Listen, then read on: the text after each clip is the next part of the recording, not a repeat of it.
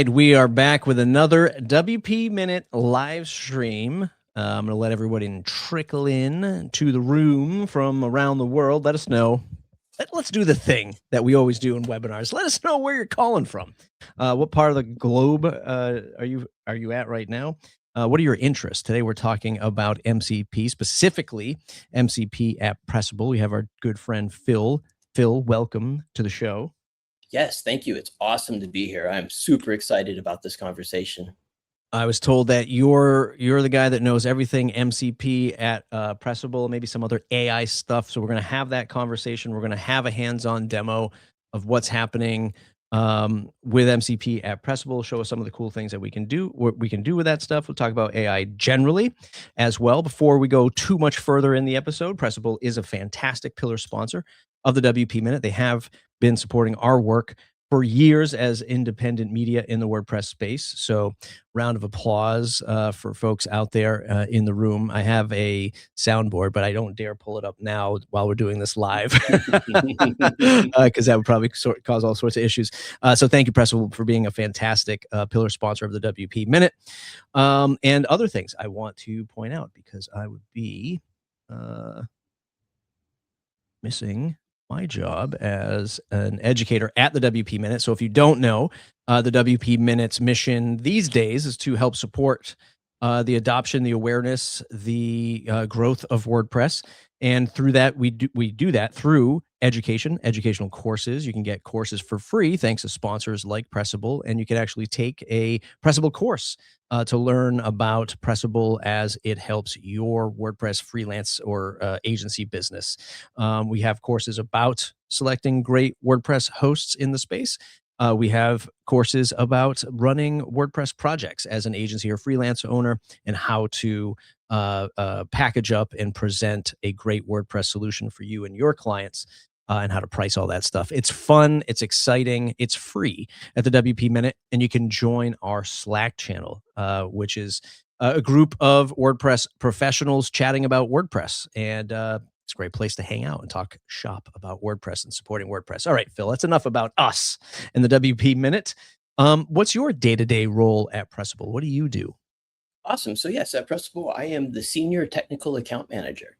So what that means is I am the person who's primarily in charge of really owning the technical strategy for our highest value agencies and customers. So I really am involved with agencies through their whole life cycle at Pressable, all the way from their first contact with us, all the way up through helping them plan, and find the right plan with us, to onboarding with us, and then to really, really helping their sites shine on the Pressable platform. And not just shine, but really, really just be the best possible sites that they can be, and really help these sites to accelerate, their business strategies and what they want to be online. So I'm really here to just make them sing is really how I view the core of my job.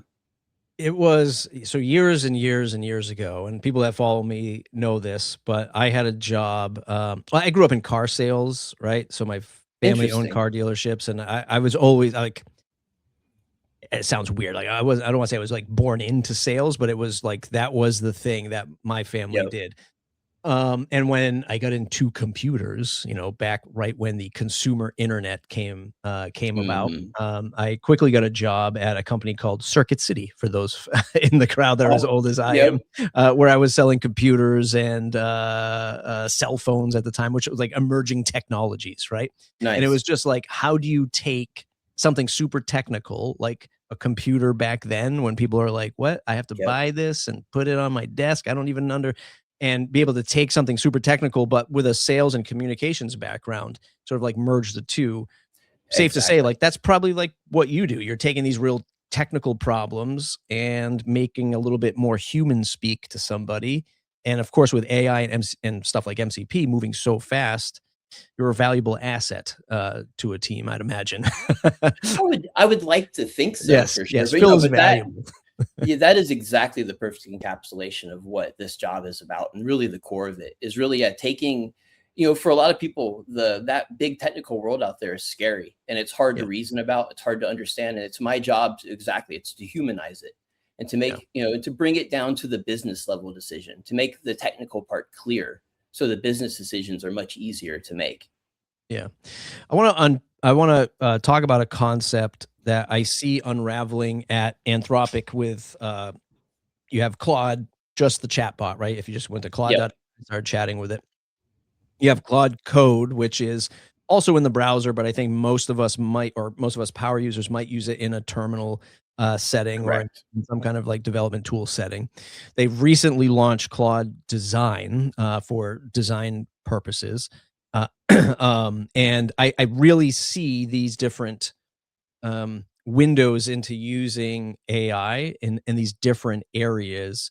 How do you see MCP being that thing that allows an end user to connect up to WordPress? Like if Claude Chat was a canvas, if Claude Code is a canvas, if Claude Design is a canvas, how does MCP allow us to have like WordPress as that canvas, as that interface to do things with AI?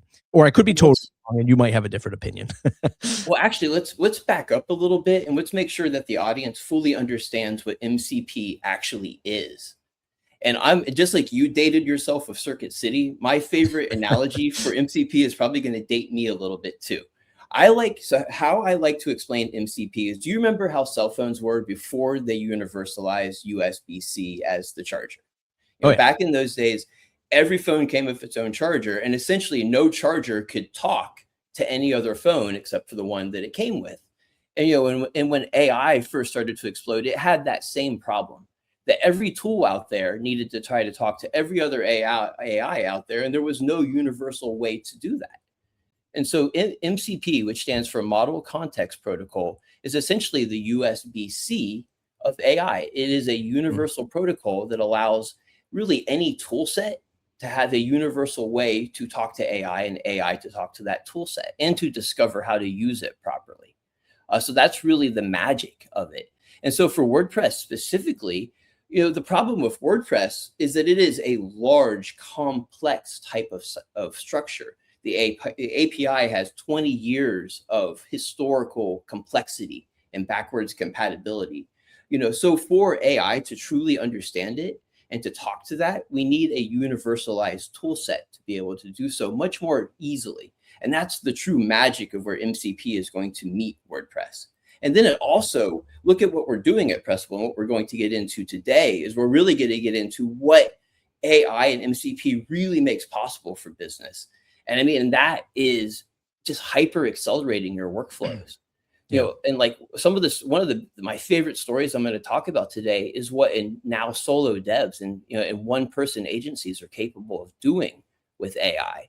And that's Yeah. the real story kind of hidden underneath all this, is for existing agencies, many of whom I don't want to say are struggling, but they're certainly looking for a way to make sure that next year is better than this year, and it keeps going on. And AI and MCP and the tool sets that we're developing today are really, really the foundation that's going to allow WordPress and the agencies that run it to really thrive over the next decade.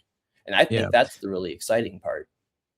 I do have this theory, and again, folks who follow me and have heard me talk about this before, but we're in this weird moment in well, again, WordPress 20 plus years old. We've all been doing this for so long Yep. that when any new shiny object comes along, whatever it is, like I don't know, Drupal launches a new version, or Webflow comes out with something. Yeah, you go and you check it out, right? Of Is this? course, of Let course. me let Because me see. Yeah, you want to see what it is, right? well, yeah, It's and just we're all geeks at heart here. We have yeah, to check right, it out. right. We want to see what like cool technology things somebody else has. It's just that AI is so massive, orders of Yep. magnitude than just like, just one tiny little feature, that we're seeing this sort of, or at least I'm witnessing a lot of folks going, you know what, I'm just going to build static sites now. I don't need WordPress anymore. I'm just going to go and do this thing over here. And I think that's like a short-term gain that a lot of these folks are going to have. And it's Yes. cool, it's exciting, and it's fast, right? And you're just like, I can just do static sites. And then you're like, I need a contact form. I need some automation. Now I want to that client now wants to get into, I don't know, simple stuff, CRM or e-commerce or like But some other that's the functionality. big one. That's Yeah. the And big then one, it's just like, e-com. what do you do now? You don't vibe code those solutions anymore. And I think we're in this moment where everyone's kind of like so hyped up on the AI stuff because of the cool factor. You talk to it, it does a thing, and you're like, this is amazing. Um, and when WordPress is as easy as that in 6 months to a year, whatever it might be, I think what we're gonna have is everybody go, "You know what? That's right. Yeah, I should have just stayed on WordPress, and now I'm gonna, like, go back to WordPress because all these things are done for me." Like, I'm starting Exactly. to realize, like, user logon and registration and password manage that's all right in the why am I vibe coding an app over here when WordPress already does it right over here? And I can take that off the Exactly. shelf and load it. That's my running theory that we'll see a Yeah. rise. We might see a little dip right now, but we're gonna see that rise again in the future. I agree. And then to build on that, there's also what I call the Friday at 5 p.m. problem is what do you do when that Yeah, huge right. issue from a customer lands on your desk right as you're walking out the door at 5 p.m. on a Friday? That's when the vibe coding approach really breaks down the absolute most. And when you can step back on well-trodden primitives that you have walked, through your whole career, that reliability and having that standard workflow that you can now augment with AI and accelerate. Again, that's the key, is building on what we already know, not replacing it with the shiny new object, but augmenting it. And Yeah, that's really what, MCP, and especially what we're going to show today, yeah, that's what we're doing. And that's what's, yeah, I think, the coolest part of it. yeah. We'll get to the demo in 1 second. I have one last question. It wouldn't be a show unless I Absolutely. questioned MCP because again, I've been analyzing MCP from the get-go, from the jump, as the kids might say, Hmm. when it was first announced, and I was just like, "Man, do we need MCP versus give me my REST API, give me my API calls. Like, do I need MCP to have a conversation in a these are my words in a black box to do something and communicate with other applications when I would rather just wire up these paths myself? I want data from point A to grab data from point B, and then I'm going to do something with it with my own sort of what I'll call calculations, my own formula. Yep. I've seen MCP evolve to be a little bit more um, optimized, a little bit more Hmm. performance based. What's your feeling on MCP and how that evolves? Can it be I mean, I know there's efforts to make it a standard, but how do you see it evolving as like a standard of the web? Does it replace APIs in your mind? How does it all come together for you in terms of like efficiencies and how data gets accessed through an MCP? So I think the answer is quite nuanced, really. And I think that what we're going to continue to see is really all of the paths that we have currently continue to move forward. And what I mean by that is keep in mind that most MCPs are already building off of APIs. So you're not going to see the concept of REST APIs go anywhere. That we have to, that's the foundation that we build off of.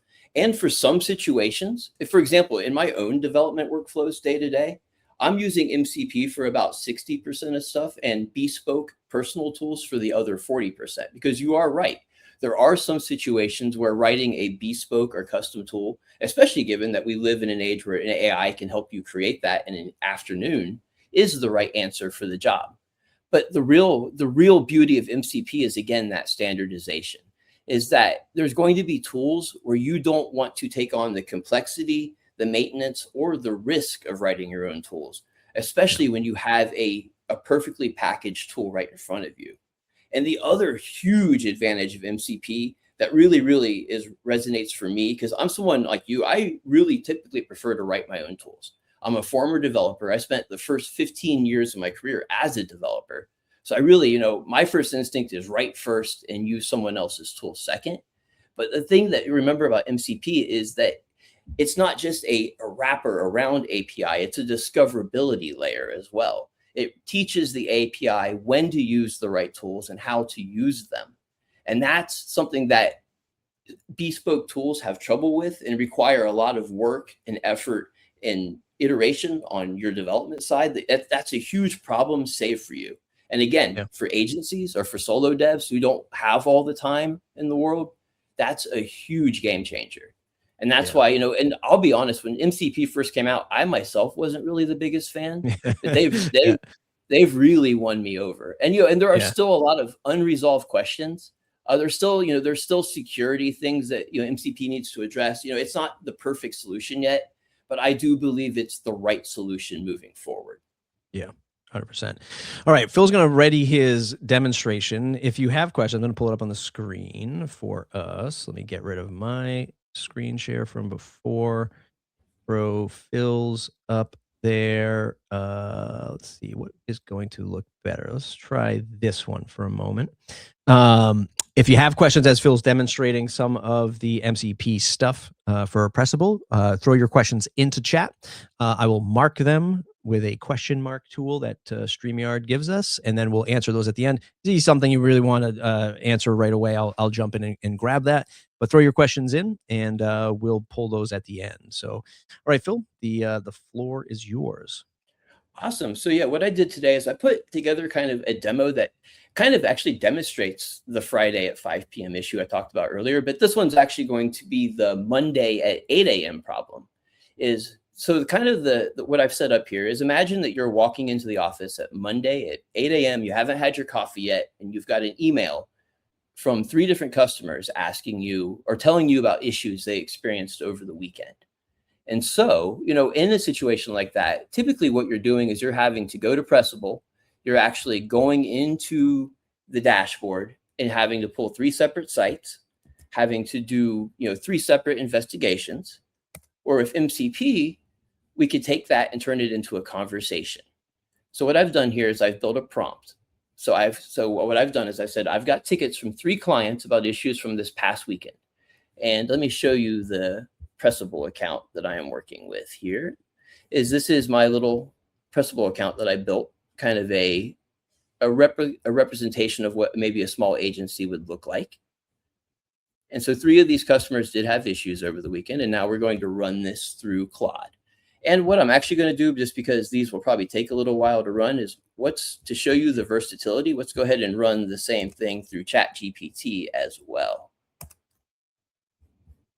Now, just a note while these run, that I am going to use Opus and ChatGPT 5.5 for this, just so we can see the best reasoning on these. But that these work really, really well with Sonnet as well, are also 5.5 without thinking enabled.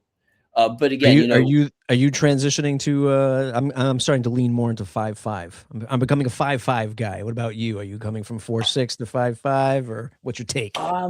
I am about 50-50 right now. Okay. I am a huge Claude fanboy, I'll admit. Yeah. And I mean, I almost used Opus and Sonnet exclusively up until about 2 weeks ago, when I decided to start trying out 5.5 again. And in the last 2 weeks, it has won me over in an extremely big way. Yeah. So what I typically do now is I typically work through Claude Code, or I'm sorry if I could talk today, Claude Code.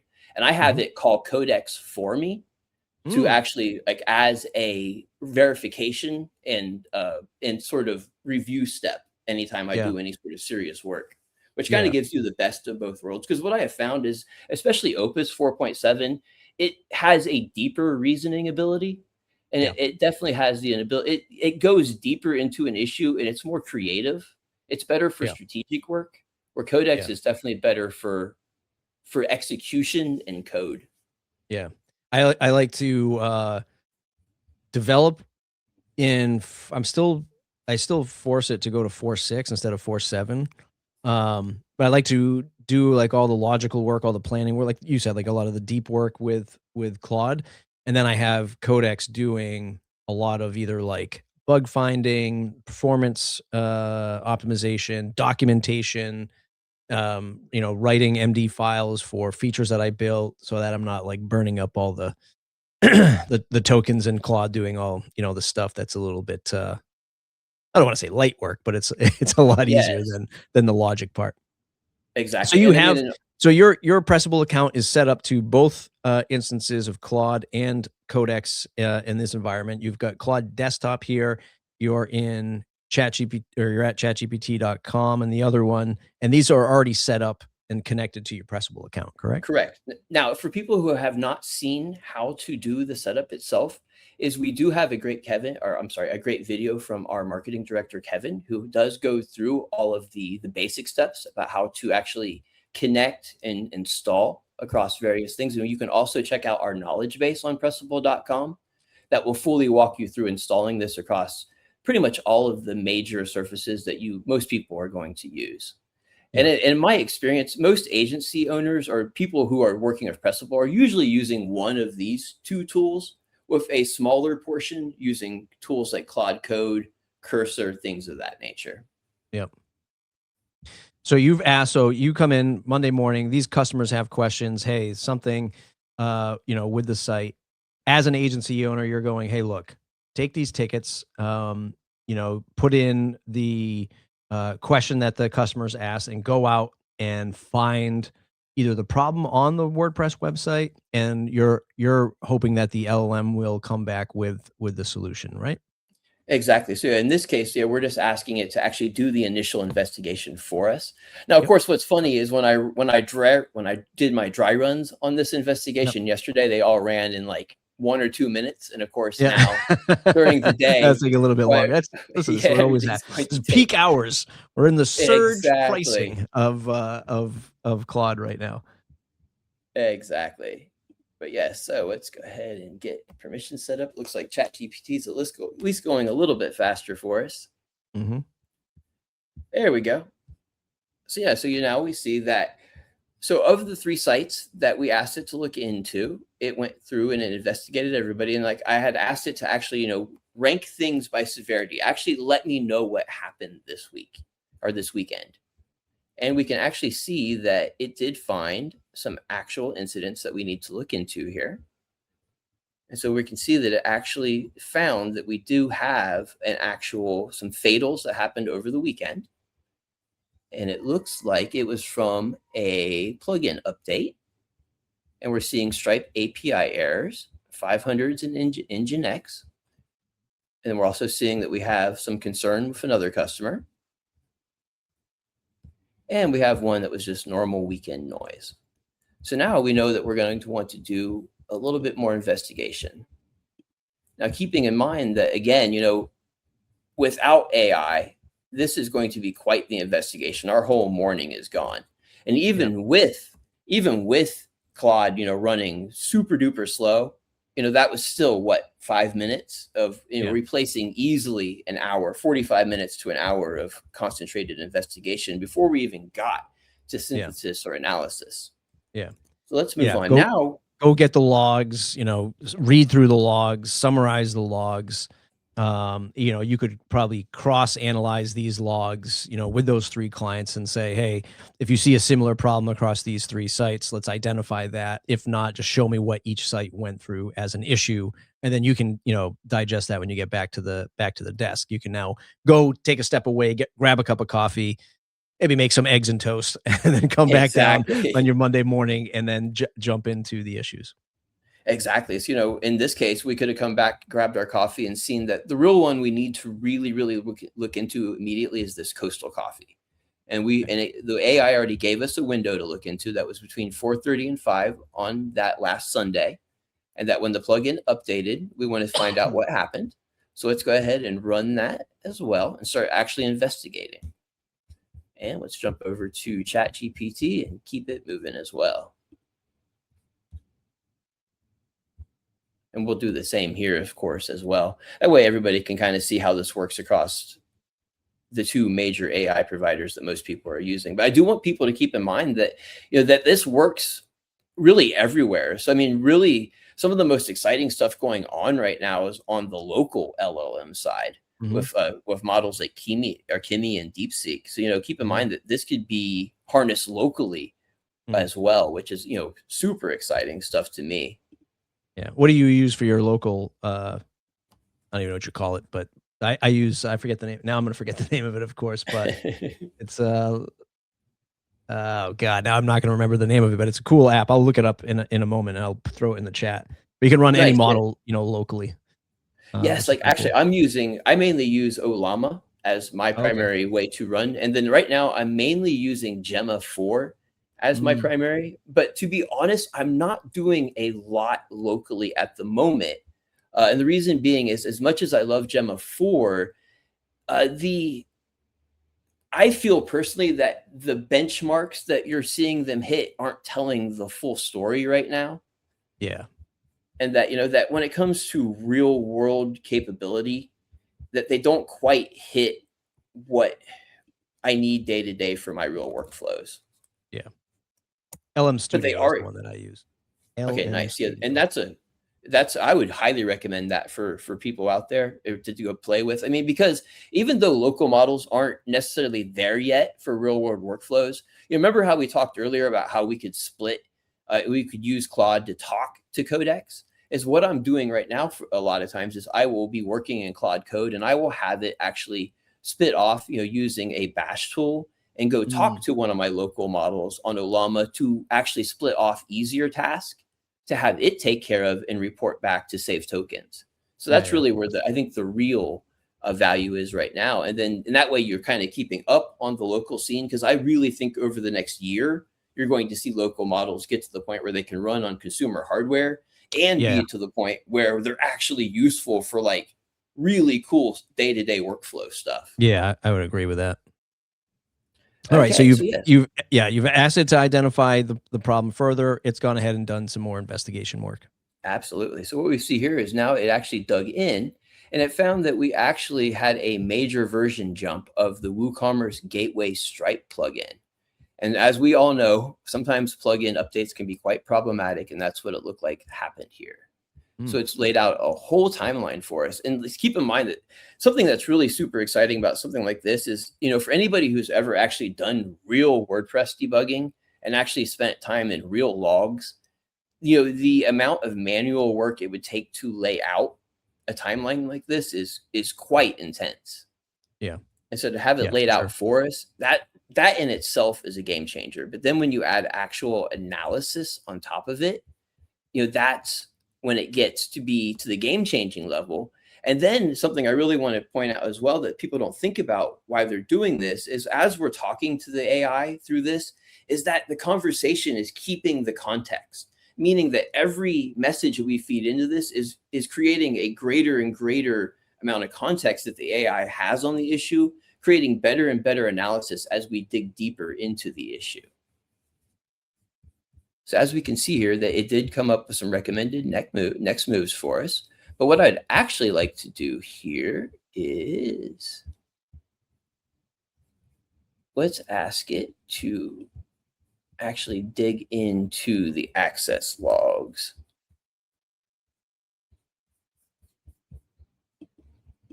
And while that runs, we'll go check out ChatGPT. Okay, and as you can see, ChatGPT roughly did the same kind of analysis for us, did a complete timeline breakdown, figured out the actual version jump, took a look at access logs and check out Ajax logs. I think the really cool thing there too is it's giving you that time frame. Yes, which, exactly. if you're debugging, like you were saying before, like when you're debugging logs, man, like you've got the customer yelling at you, you're like, now I got to fix this thing. And you're trying to go through all these logs and debug it and understand what's happening. It's really cool to have it just like give you that synopsis and say, hey, look through these like moments in time. And these are, the stuff that we found. Exactly. And what's really interesting to me as well, I think one of the really exciting things for a agency workflow, for example, is the set it and forget it aspect. But what I mean by that is imagine I wasn't running the same problem on two AIs. Imagine if we were running two completely different customer tickets at the same time, meaning that really we could allow these things to run without us. We could be focusing on another issue. And then really the moment that we're needed is simply the moment in between messages where that's where we're looking back at the past response. We're applying our judgment layer to it, making sure the AI got it right, and then coming up with our next steps and allowing the AI then to execute on those steps. And then as execution occurs, we can go over and jump to another ticket. So I know in my own daily workflows, I often have 4 or 5 AI conversations open at the same time, which allows me to meaning that really my work is less execution and more judgment around that execution, which allows me to context switch, 4 or 5 things at once, which is, again, is the part that is allowing solo agencies and solo devs to really do things that weren't possible a year ago. Yeah. So let's jump back over to here. Okay, so as you can see, we asked it to pull Nginx access logs, and we also asked it to reference that with the PHP error logs in the same window. And it can build us a nice interleaved timeline. Yeah, it's really cool. And then it built us a nice little analysis here. And then now it's saying that we are ready for a rollback. But before we do that, let's have it do a little bit more investigation. Yeah, I mean, even identifying those orders, it says at least 6 orders are in a known bad state from this window alone. Once again, if you're dealing with a customer who's just like, you know, my entire business is down. You've lost all my, all my revenue and everything's down. You're like, well, listen, we've identified it in this window. It's these 6 orders. I mean, obviously nobody wants that to begin with, but it's not all of your business. It was during this moment in time. Exactly. And one of the most exciting things about that, from someone who I used to work at agencies, and I know what it's like to have those customer fires happening, on a Monday morning, Friday night, is not just are we moving through the problem much more quickly, it's giving me information I can pass on to the customer as we work, meaning that they're feeling like they're being attended to, which is huge from a customer service aspect. Yeah. Yeah. Yeah. I mean, it's allowing you, especially if you're that solo boutique agency, it's allowing you, I don't know a way to say it other than like you've got more brain cells to be able to focus on the response to the customer because this thing over here is doing some heavy lifting for you, and you can just say you can stay a lot more calm and composed when responding to a customer, which is important. Exactly. And, I think another aspect to that that's important is, there's a lot of research out there that right now is showing how AI is degrading certain, people's ability to think critically or execute their work.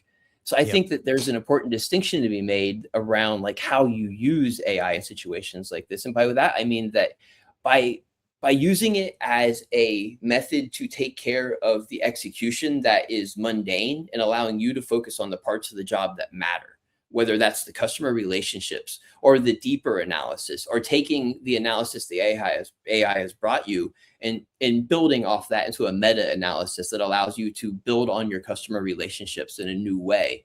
Like those are the things that, keep you from allowing AI to degrade your abilities while also giving you new business values. Yeah.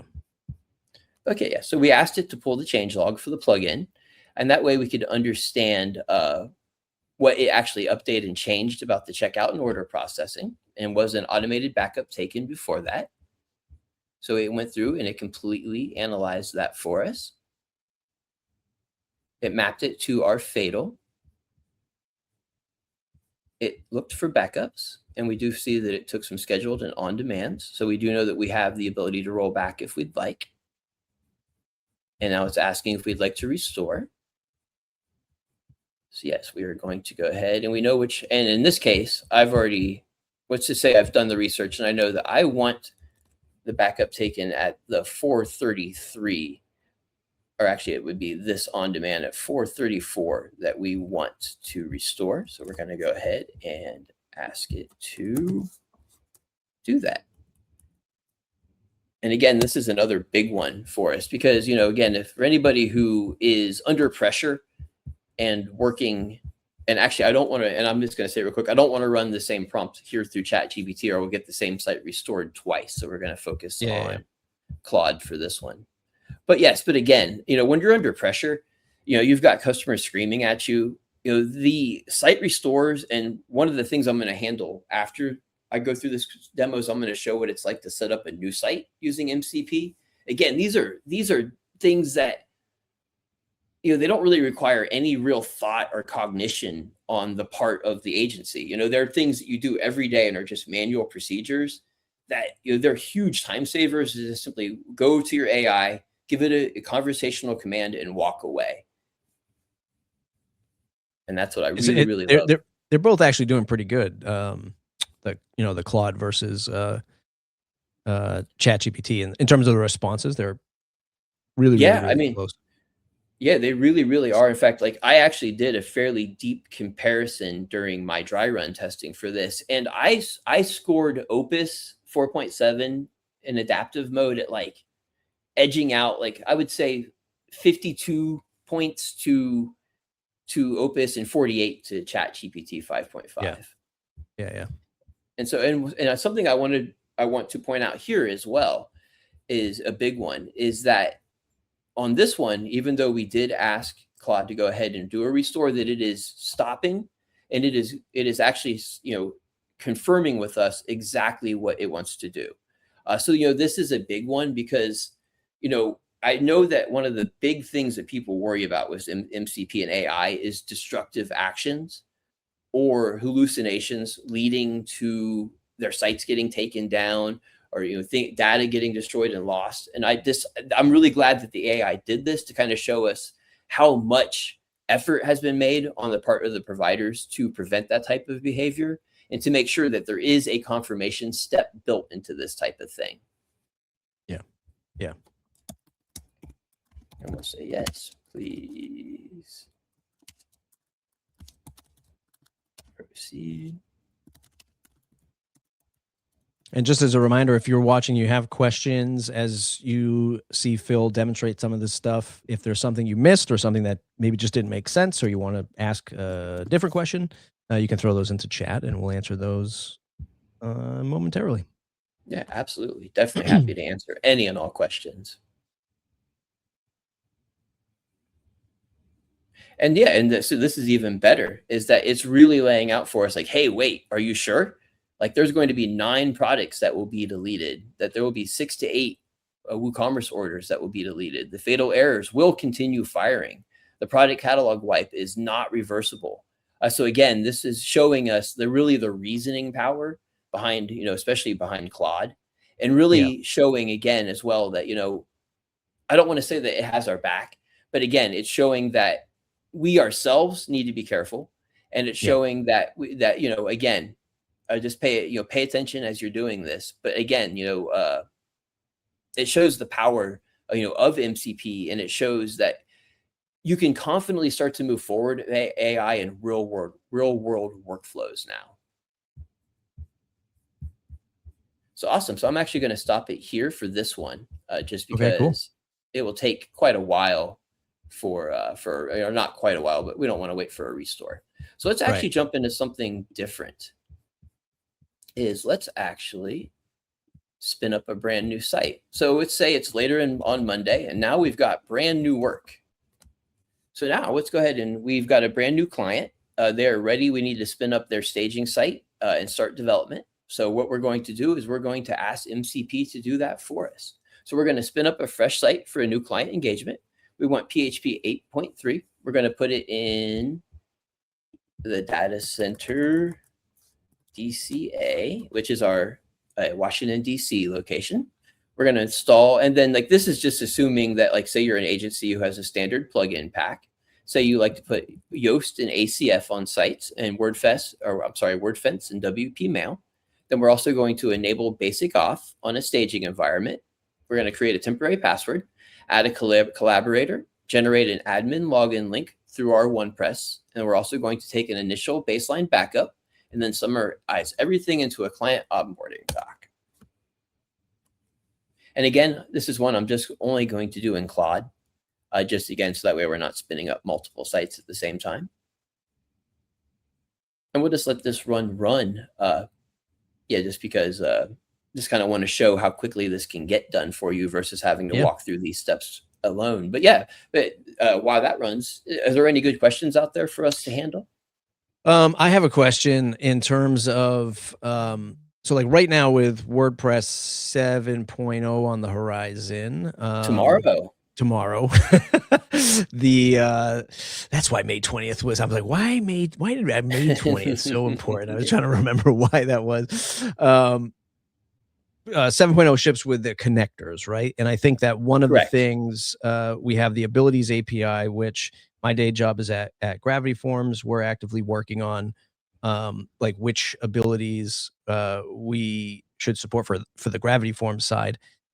Does supporting MCP on the other side for like Pressable, is it similar to you having to build air quotes abilities for Pressable to support MCP? And do you see that as something that you'll continue to expand, or is there anything that you think you would like look for to enhancing the MCP with working with Pressable functions? So really, with the Pressable MCP specifically, no, we do not work on the WordPress level at all. It's actually more a wrapper for the Pressable API. Got it. So in terms of our actual roadmap, what we are actually looking to do is build it out into more of a fleet level tool, really allowing you to dig deeper and deeper at a fleet level for your site or Yeah. for your sites on Pressable, where because we don't want to compete, for example, with like the WordPress adapter MCP that is Right. out, and that will be part, and it's quite exciting on its own, because that's where you are getting into actual site level access for your AI. Yeah. And that's where probably the most exciting progress is going to be over probably the next 6 months in my mind. Because then the user would do something like you just did here, which is like launch the site, build the site. That's all on like what we'll call the infrastructure level, which is Pressable. Building it out, that's the MCP for that portion. But then a user might say, okay, now in this site, whatever name.com, make these 5 services pages for an accountant. That will then use, the MCP call for the WordPress level, function outside of Pressable's domain. Exactly. Yeah, and the connectors coming out with WordPress 7.0 tomorrow are really exciting. Just from the aspect of how much it will simplify. Because I don't know how much you've looked into 7.0, but essentially what the connectors will do is it's going to universalize how you connect a WordPress site to an AI, meaning that you will no longer need to go into every plugin on a site and connect it ad hoc to different plugin providers or to AI providers. It will have one page on a WordPress site where you connect to your provider of choice, and then everything can talk through that one connection, which will simplify things a huge amount. Yeah.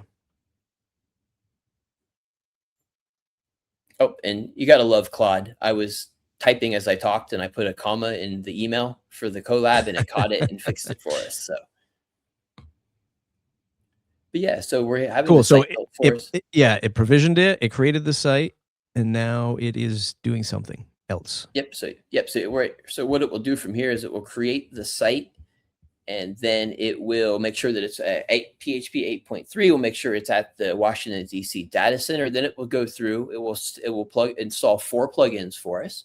It will then enable the basic auth plugin that we have here at Pressable, which is a way to add a like HTTP style auth in front of your actual website to make sure that it can only be accessed through a username and password.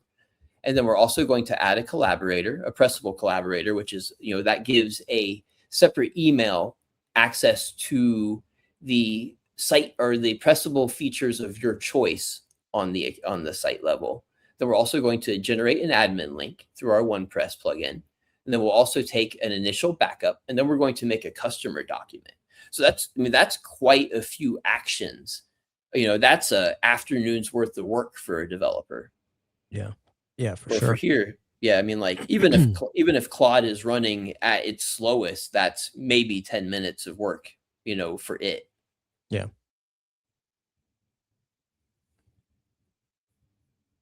But of course, it's always you always hope for those days when Claude is going to be at its snappiest. And that's definitely what got me in the habit of keeping multiple AI conversations open at any given point. Was that latency. Yeah, now's the time to check the Claude status page where it's looks like a Christmas tree. Yep, exactly. I think most of us people who really work hard with AI, we live in fear of that status page. Yeah. That's got to be one of the most visited status pages ever. It has to be. I actually have multiple emails subscribed to the status page as well, so I'm always prepared. Yeah.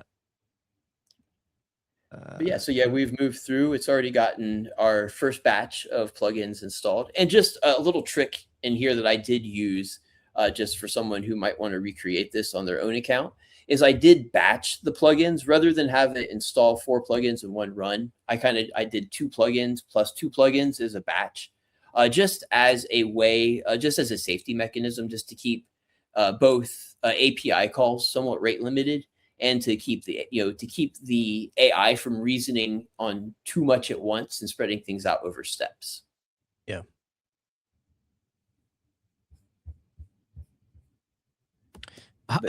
Well, I think you answered this question when I asked this before, but does it interface with WP CLI at all? Or again, that's going to be standalone from.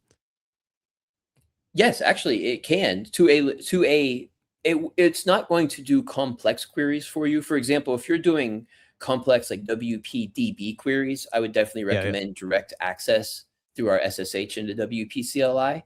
But for most agency or dev workflows, the MCP is actually much easier to use than having to SSH in yourself. Sure. Yeah, absolutely. And I say that as someone who literally lives on the command line. Yeah. Yeah. So for me, I prefer, and I'm still someone who prefers to live, I actually use most of my AI usage is definitely still command line based. I kind of live in Claude Code versus Claude Desktop. Yeah. I mean, again, like we've been talking about, the advantages of like time saving and stuff like that for an agency owner. You come in Monday, you can execute some of these, tickets, the support tickets you get, and you can say, hey, go figure this out. I'm going to go make a cup of coffee. But also, while you're on the go in mobile, whether it's your phone or if you're on a flight with Wi-Fi access, like to be able to access this stuff on the go and be able to do that, not Yes. always like tied to your agency computer or wherever you are, like to quickly either debug something, you're at your kid's soccer game and the customer's freaking out. You can try to start to do some of this stuff, this real powerful, like technical stuff without having to have your laptop with you or something. That's, it's, there's something to be said for that kind of thing when you're on the go. Oh, I mean, absolutely. I mean, in fact, I use that workflow all the time. Like, are you familiar with Claude Code's remote control capabilities? Yep. Yeah, so I use that. I mean, I regularly will run and start audits for Pressable customers while I'm on lunch, for example, right from my phone, or, I can dig into complex issues right from my phone, using, all the tools that I have on my desktop, which is, for someone like, I'm responsible for a lot of customers at Pressable, and I want to make their lives as easy as possible, 24 hours, 7 days a week. So, for me, having that capability, I hate to keep using the word game changer, but I mean, that's what it is. I mean, like the last year has just been like, so many games have gotten changed so fast that like my head still spins every day. Yeah. So yeah, I mean, but yeah, as you can see, even on a day like today where Claude is moving at its absolute slowest, again, it's still working through this afternoon's worth of work for even a senior dev, still at a good clip, which is still, even when it's frustratingly slow, is still a huge win. Yeah.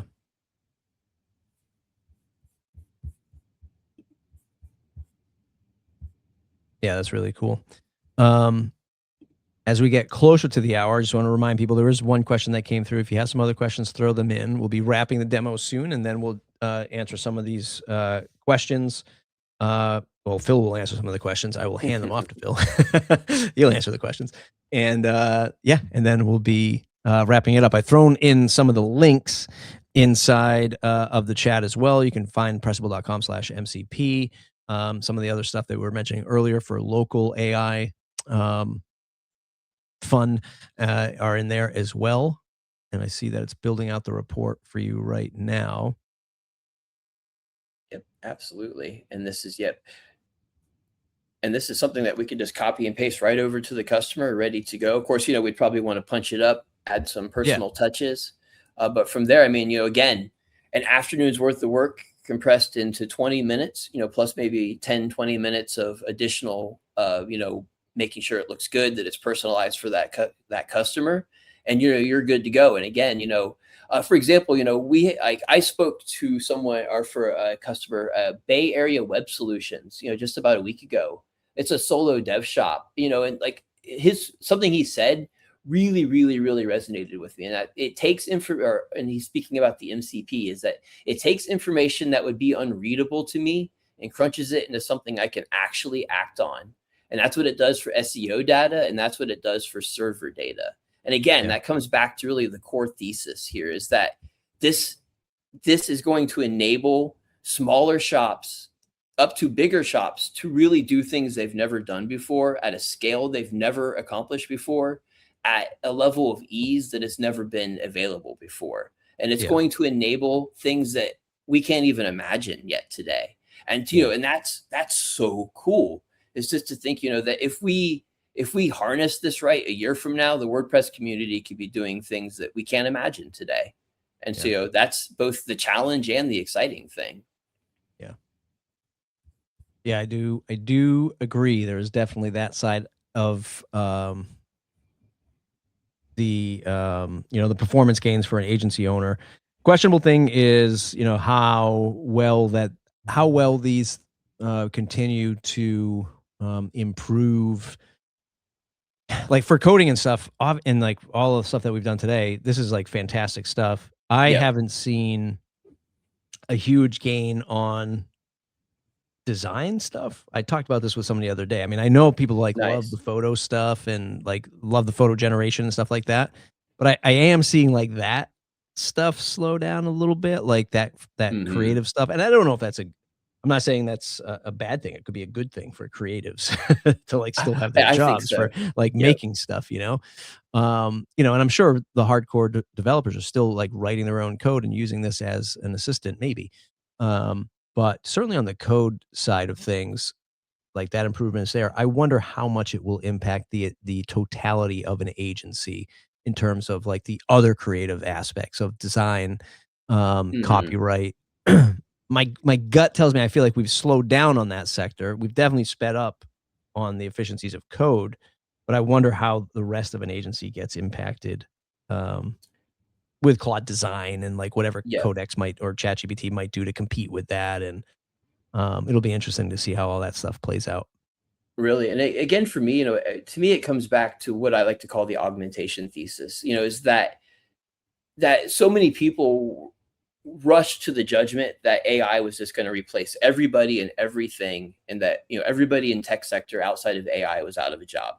And really what we're really finding, especially as AI continues to get more capable, but at the same time, we're starting to see where the capabilities actually are strongest and where they seem to be going, is that I really think the true potential here, especially in the parts that you're talking about, that like the creative parts, like design, is that AI is going to allow the professionals in the field to work more efficiently and to better harness their own creativity, not have it replaced.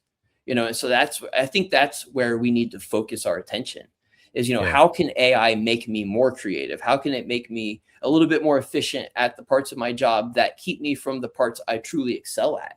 How can it automate? How can it automate the drudge work? How can it automate the manual work to allow me to spend more time doing what I'm passionate about or what I excel at? I think that's where we need to focus, over the next 6 to 12 months is that augmentation. And I think I think that's where our agencies are going to find the biggest value. Let me pull up one of the questions that we have as we get closer to the hour. This is one question that came through from Obo9449. How do we audit the work that's done through the MCP server to make sure we know the changes made over time via MCP? Awesome. So yes, that is an excellent question.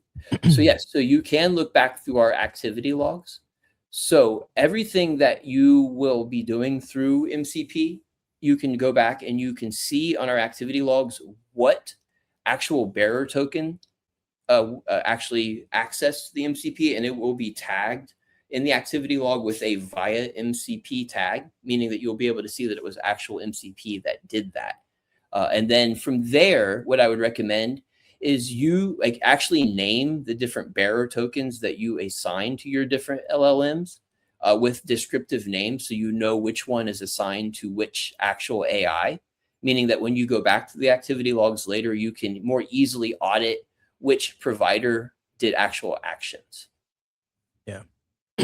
That's a great question. Wrapping up, I don't see any other questions coming in. I'll give it a couple more minutes on that before we wrap up the Q&A. MCP available right now, correct? Across Yep, all absolutely. Pressable plans? Yep. All you need to do is it is free for all plans. All you need to do is log into your My Pressable account and then go to, actually, I'll just show you guys.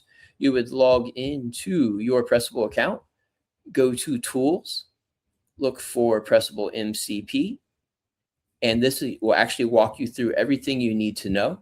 Here, right here is a link to our setup guide. Here is where you can actually generate the API keys and bearer tokens you need for different connections.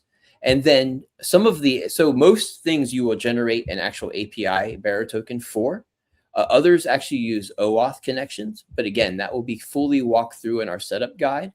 Just find your favorite client and walk through the steps, and it's really, really easy to get installed, especially for Claude Desktop, which is where, or for Claude Code, which is where I would recommend that you use them. Because like I said, in my experience, Claude is just slightly better.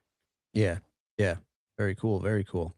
Well, I think we're going to wrap it there. I think I have asked the questions that I was super concerned over before jumping into this. I think you did a fantastic job. So again, round of applause for Phill out in the audience. Thank Thanks, you. Phill, for showing us everything today. I'm sure we'll have you back on in a 6 months when the whole thing has been changed again. Oh yeah, yeah. 6 months from now, nothing will look like it does now, and I would be more than happy to cover it again at that time. Yeah. So check out pressable.com for all your freelance agency needs or hosting WordPress, whatever you need. Check out pressable.com. We have a free course over at the WP Minute to get you situated with Pressable, especially if you're a freelancer or an agency. How can it help your freelance or agency business? Check that out at thewpminute.com/courses. Register for free. Get you access to our Slack channel as well. Thanks everyone for watching today, and we'll see you in the next episode. And thanks for having me, Matt. It was awesome. Good stuff.